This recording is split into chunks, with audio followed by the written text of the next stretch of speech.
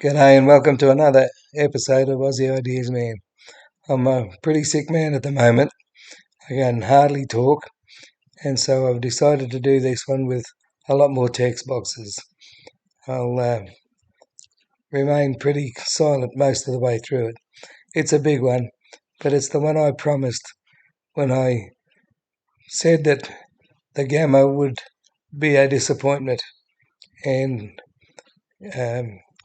it came out while I was in New Zealand on holidays, so I had a late start to it, and even though I'm sick, I decided I would get through it as best as possible. So, ladies and gentlemen, welcome to. I'm not going to welcome you to Fully Charged yet, the Fully Charged live show, because I'm going to do that in a minute. But I'm welcoming you to this Aptera unveil. This is very, very exciting. I just want to know how many people have seen this car before now. No one. There you go. This is super exclusive. No one has seen. No human being has set eyes on this car before now. So, Sandy Monroe, welcome. Thank you. I'm doing well. Very well. This is going to be a very exciting day. And Sandy's here to help me unveil it. And because I'm old, Jack is also going to help me. Jack, how you doing? Very good, thanks. I can't wait to see this thing. You've driven it, and they were cursing you because you're just too tall. But this, you will fit in. There's been some redesign. Yeah. It's big. So, ladies and gentlemen, let's not pad it out. Let's unveil this amazing machine.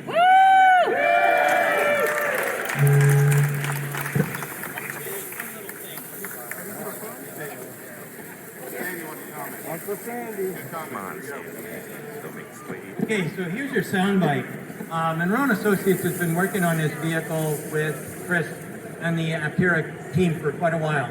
And then we're here to help you turn silver into gold.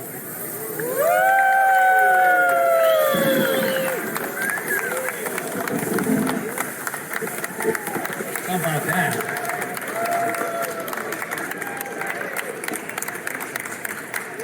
Thank you, Sandy. Thank you, Sandy. Thank you, Robert. It's amazing to be here. Amazing to show everyone the progress we've made over the last 3.5 years. It's an exercise in leading edge engineering to make this vehicle 100 watt hour per mile green. You know, you park it in your driveway, it gives you 40 miles a day of free solar charging. So for the average driver, you would never have to plug the Aptera in. It's just free mobility. So with that, I thank you for helping us celebrate this year. Thank you. I can reach over. Thank you. Before you head off to your next thing, but I know Sandy has a thing to say. I'll take over and answer questions and stuff after you guys. Yeah, so I'm not going to say too much because we don't have any much time. But I want to tell you one thing for sure. I've been in the auto industry for a long time. A long time. And in the auto industry, there are always iconic vehicles. Vehicles that define that era. A Model T, you don't have to hear the word Ford. Beetle, you don't have to hear the word VW. Mini, you don't have to hear BMW i3, right? Or sorry, BMW Mini. You just know that it's a Mini. Well, from now on, this is the icon for the EV8. This is it, Aptera.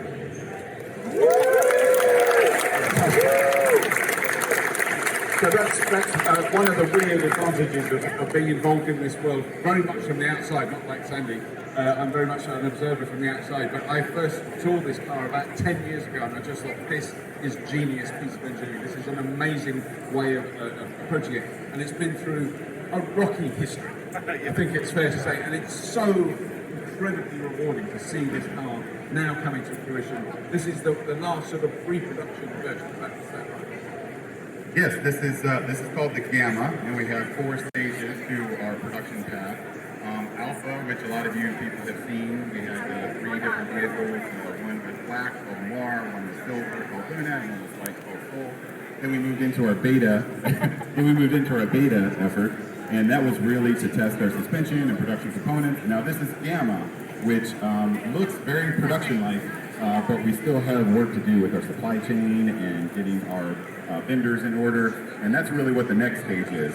Delta will be closer to the end of this year, and that's really a fully production consented vehicle, and we're ready to barnstorm production and deliver to our over 30,000 pre-orders now. Being modest, there's one other thing. There's another funding round, and quite frankly, as anybody that's watched my show knows that I've invested, and I already mentioned that we worked on the design and the manufacturing capability of this car. But if you want to get in on the next Tesla Tesla Millionaire Club or whatever, I think that this is it, and I know it is because I've already done it. So if you have to talk about it. Yeah, our latest investment round is open now. We hope that many of you can support our efforts to bring solar mobility to the masses.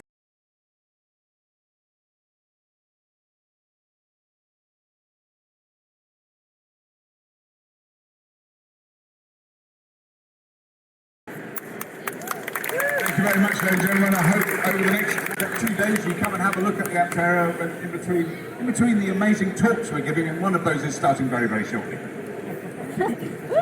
Thank you, Robert. I'll talk a little bit more about the Aptera and maybe answer some questions. We'll spend another 5 minutes, if that's okay. Like, really, the Aptera, over the last 3 years, we've been for so many different years, suppliers, and around the world. We have over 750 investors around the world now, and a lot of them are down. Thank you, Aptera investors, for coming out to round of applause for Aptera investors. But our engineers work tirelessly to put everything to the vehicle, making the vehicle more aerodynamic in the gamma version, even though we made the interior compartment 1% bigger. We actually did a lot of things ergonomically to make you a little more comfortable in the Aptera. We moved the seat down 25 millimeters, we moved the seat to the center 20 millimeters, we raised the corner above your head, we moved the door 55 millimeters, just a much more comfortable interior space. We also, if you've been following us for a long time, making aerodynamic changes to the Aptera. The wheel case is drastically redesigned for this version of the vehicle, and that's okay to get the press between the body and the wheel case and flow through more seamlessly. The nose is actually more pointy and lower in the gamma compared to the previous vehicle, and the total vehicle is longer by 4 inches, so there's more storage in the rear, which is nice. But anyway, I can go back and show you the rear.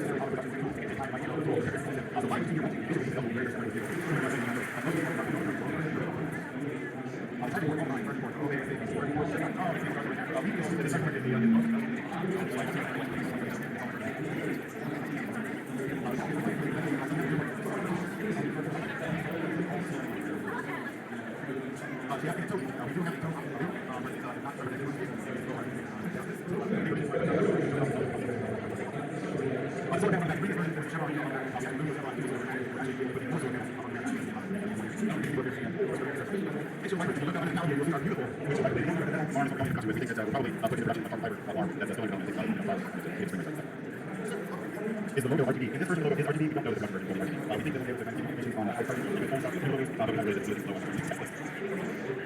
Yeah, what's the mileage estimate of this mouse? So it's just the dash and the root is 50 miles over anything. So it's still very useful for a lot of people, and it can only take a couple of weeks. Maybe only want the dash and the root. But most of our customers, 75% of Aptera orders are for the full solar. And we need to talk about ability to charge. And hopefully we have some easy technology where you take solar power from Aptera, put that in your house, which is a very, very cool thing. Yes, what kind of crash testing will we be doing with this vehicle? We had a previous version of the Aptera that went through all the federal road safety standard tests. Front impact, side impact, offset front impact, side impact, reverse swing. We have designed a whole new vehicle architecture, and we'll have to be testing. But we'll share with the public. I think hopefully all the Aptera fans agree, people will share. So anything we do, we want to share the community, on journey, and crash test with it. When we start crash testing this vehicle, you'll see the results, we'll put that video in that. So I expect that to really experience. The grant from California. The grant from California. Yes, we were just awarded a grant from the CEC. It's still quite a process to file with the states, and they will be coming with more information on specifics of that. But yeah, it's very humbling to have very sophisticated organizations come and support Aptera, and it's very exciting to see how the plans are coming down. Yes, sir. Are you going to be able to upgrade the mileage after you purchase? After you purchase, you can easily upgrade the solar panels. And we plan on having an upgradable kit where you can have a travel solar panel with you, and you can roll it out the back and another kilowatt solar charging. So if you want to do that for, say, your off-grid cabin, or if you want to take it to entry and you want more energy, but you want to use a laptop all night or another quick stove, that's an option. As far as the battery pack, we hope most people stick with the initial purchase battery pack. But you can upgrade the battery pack over time if you want. But last question, what are you doing? All right. He has a question about possible third seat. It's not what exciting, but yes, we do plan on having a third seat option in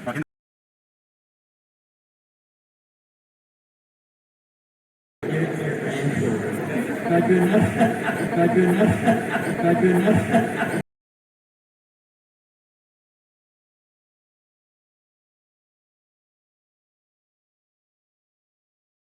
And our future is, we think that aerodynamics, lightweight, efficient powertrain, solar power vehicle can be adopted to almost any platform, and we want to make it a more efficient place, and we think we can do that by having native variants of the Aptera. I thank everyone for their support, all the Aptera ambassadors and their here, it's amazing that you guys see so early and we're at the doors of our running vehicle. But feel free to ask me when you register forward here, we're just a whole, so much for you guys. Thank you so much for coming, thank you to the team, and everyone at Aptera for helping make it possible. Thank you all for coming today. I just wanted to take a quick second to recognize our brand ambassador program in general. Like Chris mentioned, we have over 700 brand ambassadors now in all different parts of the world, from 30 different countries, 6 out of 7 continents. We have a really, really unique program, and I think that's part of what makes. As I mentioned before, I've had 8 startups now. Some haven't always gone the best, but some have gone pretty good. But one thing that I've never had at any of my startups is really the sage wisdom to not go down certain paths.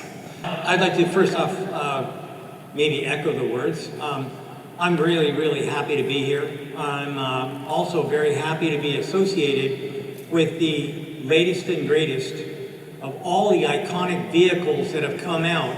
There's only a few that can be identified by their name. The Model T. Nobody has to say Ford. The Beetle. Nobody has to say VW. And the Mini. Nobody has to say BMW. And now we've got the Aptera.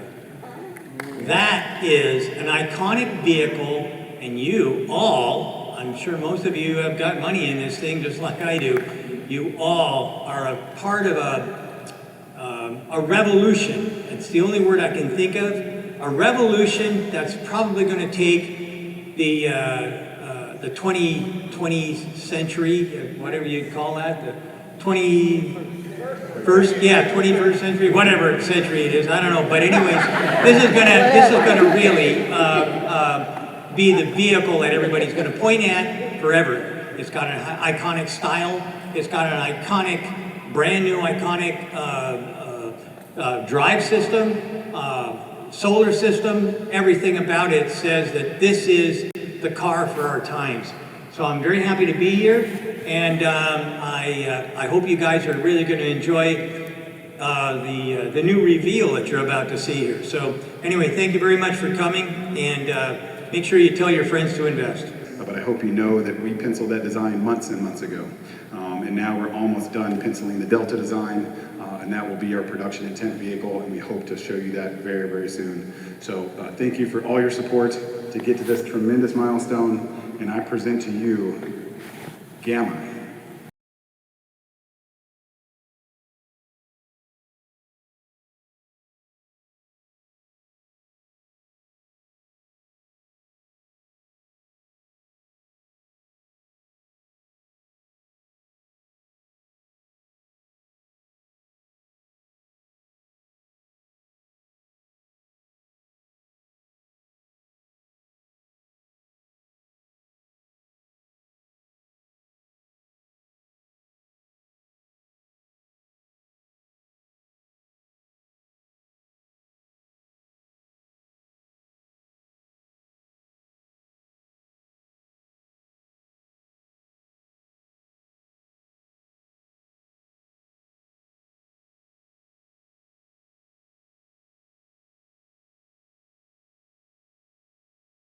We have a working solar roof and a working solar IP made in-house from the production facility down the road. Delta, as you might have alluded to with Chris and Sandy, Delta is almost complete. Not hoping for the end of the year or near the end of the year. It's coming very quickly, and Delta is even better than this. I think again for the solar team, it's been in just the last couple of days that we've finally had a full solar package on a vehicle and have been out in the sun and have been charging our high voltage battery pack. So just an amazing accomplishment from Anusha's team and the solar charge team to get everything working. And it's just very cool to see it represented here in totality for the very first time. Thanks, guys. Again, thanks. Aptera represents the best of engineering inside and out.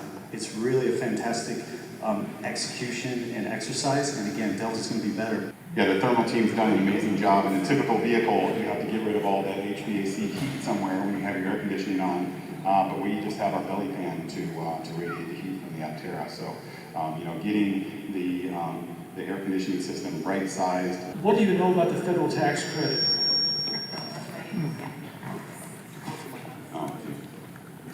The federal tax credit that applies to no EV currently doesn't seem terribly useful for anything right now. People can buy the Aptera today, they can take it home, they can, we plan for it to be much stronger than the previous body structures, but we will have to go through all of that testing over again.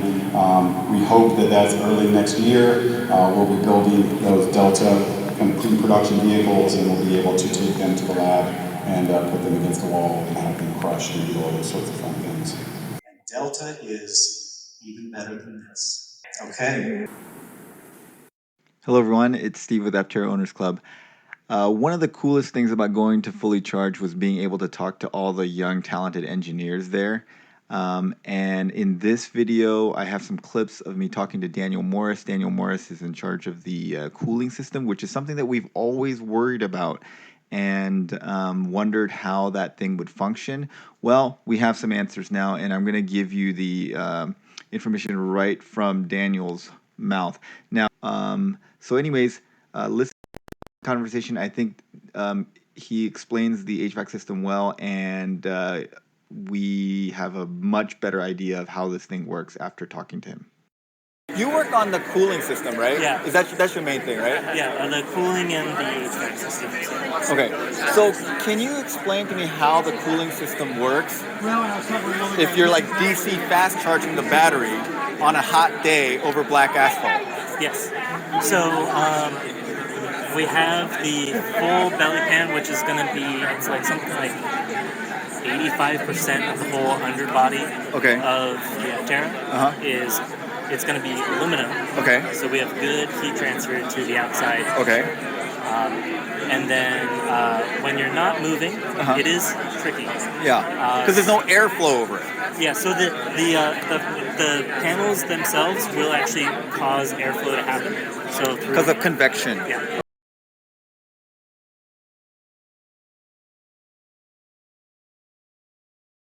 Okay.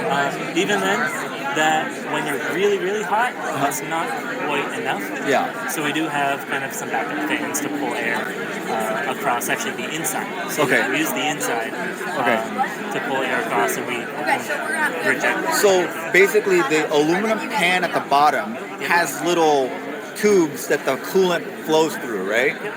And then usually it cools through the outside of the pan. But on a hot day, if you're DC fast charging, you're going to pull air over the thing internally. Okay.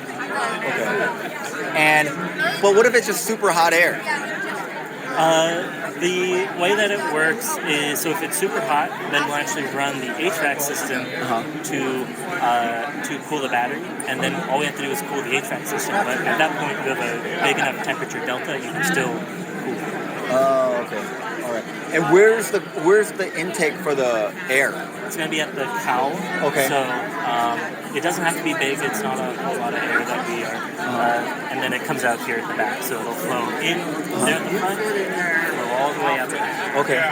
And so aerodynamically, does air want to go into the cowl anyway because of the way it is? Not really. The cowl, it's a vortice, and also back here, it's a bit of a vortice. So when you're driving, this whole system has no effect. Yeah. Okay. Yeah. So it's really just when you're not moving that you need to just move some air around a little bit. You can turn it on. Is the cooling system like pretty much figured out? Okay.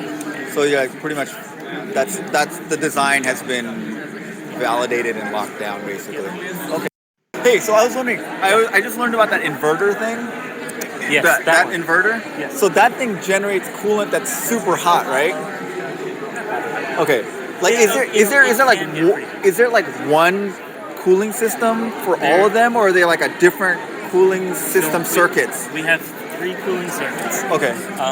One is for the powertrain, so that is inverters and motors. Okay. So they're all the inverters and all motors are using one coolant circuit. Yes. Okay. Yeah, that is the higher temperature of the 3 circuits. What kind of temperatures do you have to deal with in that circuit? The maximum temperature that circuit sees before basically the vehicle shuts down is 85 degrees Celsius. Okay. Way cooler than pretty hot. Internal combustion engine. Oh, yeah. Still quite hot. Yeah. The battery circuit, so the battery has its own circuit, that's kept cooler, so it's below 60 degrees Celsius. Okay.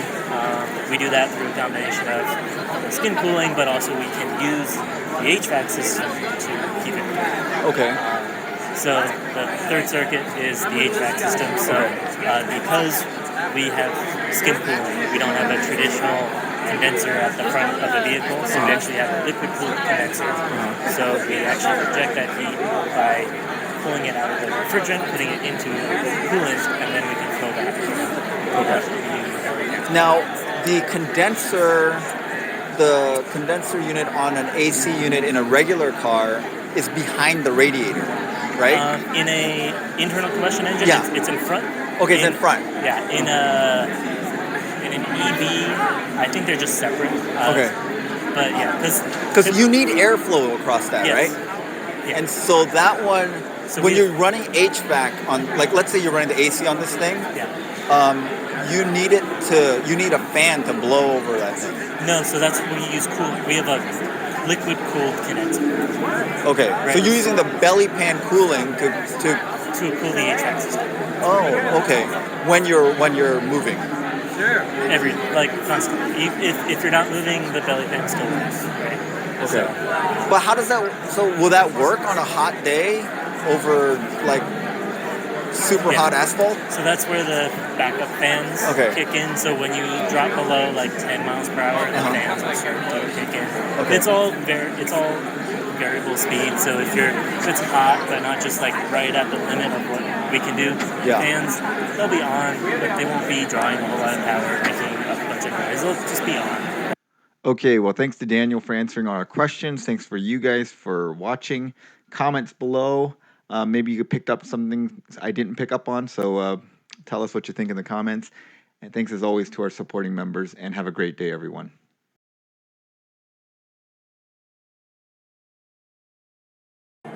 So can you tell me your name and what you do for Aptera? My name is Hennis. I am the one who helped build the Gamma vehicle. I am the vehicle team, so we're the ones who transport the vehicle to test sites, to the showroom floor here. We're the ones who maintain and keep the vehicles up. We're the ones who build them, debug them, make sure their vehicles are on the road, make sure they're here. So this car was really fun to build. It has all of our most updated features on it, which is really nice. Yeah. It has the really nice interiors, the seats. This car is really nice for showing what production's actually probably going to look like. Yeah. What are you most proud of with this car? It's here. Will there be any like top-down 3D view like for helping with parking? I don't know yet, and I really can't say anything on that yet. Is the skin cooling active on this Gamma? I can't release that information. Okay. But it's really cool. That's cool. I think Chris told me yesterday the sensors on the front are like ultrasonic on the wheels. Is that kind of help for parking? Yes. Kind of beeps at you. So USS sensors are standard in all cars now. The back is there as well. On the back placement, there will be. I don't know the exact spots, but there will be USD sensors on the back side, without a doubt. Gotcha. Will the tires be run flats, or are they just like regular? I don't know. I can't release that information. Okay. I hope that they do. Just for the fact that how you have the wheel pants on there and you have the skirt, we try to have something really robust in there. Yeah. Will there be like a kind of like a screen or something you could kind of hide the stuff you're storing in the back from people? I don't know that yet. I don't think they. I don't know. Okay. Has there been any progress on the off-road kit?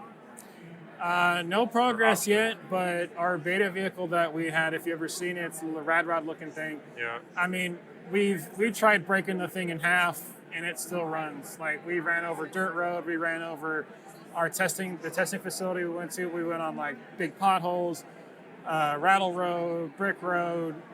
We like I said, we tried to break it, and the best thing that we could have done to break it is that we blew the tires.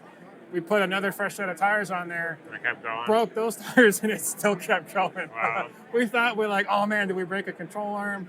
Did the hub and the wheel bearing or the motor brake? No. Just the tire. We literally slapped new tires on it, powered it back on, and it kept going. Wow. We kept testing. Like, the clearance wouldn't be an issue at all if you just had the raw tires. I mean, look at the clearance this year. I mean, look at the clearance it has now. Yeah. When you look at another EV car, it's pretty low, but you look at here, we have such a high ground clearance. It's not even really that. I mean, the height distance, like, and the belly, like the low point. I can't release that. Okay. Is there? How will you secure the Bluetooth connection to the car, or will it be secure? I should say. I mean, it'd be. From what I'm understanding, it would be the same as if you were to secure your phone to a speaker. It'd be pretty secure. I mean, you're going to have... Like a pin or something. Yeah, like you're going to have a pin between the two, so that nobody can, like, hear it on your conversation or something like that. There'll be more than likely a pin between your phone and the vehicle. Is the composite shell still hemp fiber, carbon, and, like, a resin? Or has that changed? It's probably going to change a little bit. As we test more, and probably when we get near towards like crash testing and stuff, that might change a little bit. Okay. But I know that right now the structure is pretty sound. Like, our beta test vehicle is, I wouldn't say dumbed down, but it's pretty solid. Uh-huh. Like I said, we tried to break it and it didn't break. And it's What's that one made out of? Fiberglass. Fiberglass reinforcement. Okay. And like I said, we tried breaking the thing in half and it still just kept going. How thick is the composite on the beta? Not super thick, but it's pretty durable. Like, Okay. if you were to compare it to like a car, that would be pretty strong. Yeah. I mean, it's not thin as sheet metal is. But you think about fiberglass composite, it has to be like a little bit thick, just so you can have some rigidity. It's an amazing car. I mean, we tested the solar function on it, and it worked. It worked really well. We tested the solar roof and the solar dash, and we sit in the sun, and it worked. And it worked amazingly. It's an EV car that charges itself, which no one does. No one comes near that.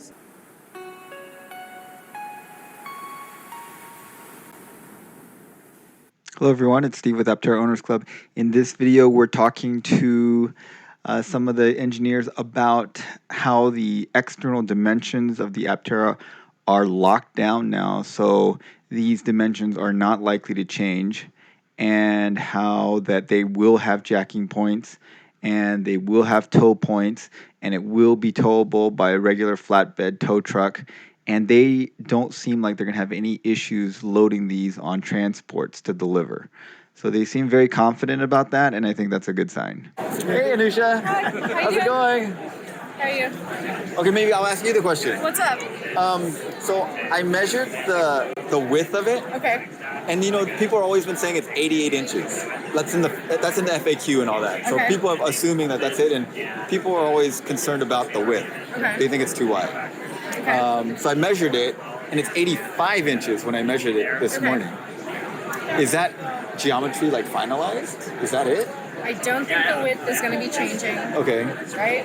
I don't think the width or the length is going to be challenging. I mean, you look at that car compared to a regular four-door sedan or any regular car. I mean, it goes through a drive-through. You can go through a parking structure. You can parallel park it. Yeah. The size is great for what it is. I mean, I think that size is perfect for what we're trying to push out. But I was wondering, like, are you guys changing the geometry of the thing? That stuff is pretty much locked in, right? It's pretty much locked in. I mean, our beta vehicle was the huge test for pretty much all that stuff. I mean, we tried to break it multiple times and we couldn't. Right. So that size range is where we're going to stay at. I don't think it's going to get too longer. I don't think it's going to get too wider. I mean, if you think about it, if you get too wider and you can't see the edge of the car, you can't really drive the thing. You need extra cameras on the side to see them on the side. But the size is perfect. Like me, I was the first person to get in there to actually see the size, and it worked out really well. You mean the inside? Yes. Well, the inside's way too big for me because I sat in it. I could barely reach the pedals. Well, it's probably it was like the seat was all the way back. Yeah. And so it was too far back for me. But it's plenty roomy. No, it's great. I mean, but I think people are like, a lot of people were saying like 88 inches. Like one of the major comments is like, oh yeah, that seems really, really wide. But I was just noticing that it's actually not that wide today. No, I mean, like, you look at the cars everywhere, like, look at what Honda has, look at what Rivian has, where are you going? Porsche over there. Yeah. They're all going to be within the same range. They still have to fit inside a lane. Yeah. That car, if you go look at it driving down the street, is well within the range of the line. So there's plenty of room. Well, one of the things that people will worry about is like when you put the car on a car carrier, like the wheel you can talk to me about that. Okay, I do that all the time. Okay. I'm the one who got this here. Okay. So what do you move it on? So we move it on a 2-car trailer. So we move it on a 30-foot trailer that we modified to have these cars that I actually modified it. I'll take the reproof on that. Yeah. I had to modify the inside so we can fit 2 cars in there to make it work. And it's an enclosed carrier? Yes. Okay. So if you're working on like a regular flatbed, you have plenty of space. It's a flatbed. It's an open. You have plenty of room. The car trailer is just wide enough to get it onto the trailer. We do have to take the wheel pants off just to make it fit, just for the ramp. Okay. But once it's inside, there's plenty enough room. Okay. Like any car you load it into an enclosed trailer, it's going to be snug. It's not like you cannot fit it. But once it's in there, it's fine. Like, you know those regular tow trucks that have the bed? Yes. Will they be able to pull this on there? Yes. Okay. So the release version, the final production version, we are going to have tow points. I am working with chassis team on that to make sure that we do have something there that's sound. We're going to have plenty of tow points. We're going to have structurally sound tow points so that, if a wrecker comes by or a flatbed comes by and they got to pick it up off the road, right? It's as simple as putting in the tow anchor, they hitch it, and they're gone. Yeah. Okay. So no removal of the wheel pants is necessary. No removal of the rear side skirts probably going to be necessary. There'll be plenty of jacking points to where you just plug in or twist in the jack point. That's it. Have you guys figured out like where you're going to put the jack point for the wheels? That's classified. Okay, can't talk about that yet. Sorry. Okay, no problem. I can tell you it's going to be there. Trust me, we're going to have something there, but I can't tell you where it's going to be exactly. I see. Yep, no problem. That's an answer I'm getting used to. No, that's fine. No, I understand. I get it. Okay, so as you can tell, they are not worried about transporting this thing, and it seems like they have very good ideas of what's happening. They're just not allowed to tell us yet. And it's interesting that he said that there will be he mentioned like a screw-on jacking point, which seems very interesting to me because that's something I hadn't thought of, that maybe there will be like a recessed area and they'll have like a thing that you can screw in there as a post to place a jack under. Which I think is a pretty cool idea that I hadn't thought of until he mentioned it, which makes me think that's what they're doing. Although, who knows? They couldn't confirm or deny that. But the fact that he brought it up when I didn't even mention it makes me think that may be what's happening, which is an interesting idea. Anyways, thanks for watching, guys. And thanks as always to our supporting members. And have a great day, everyone.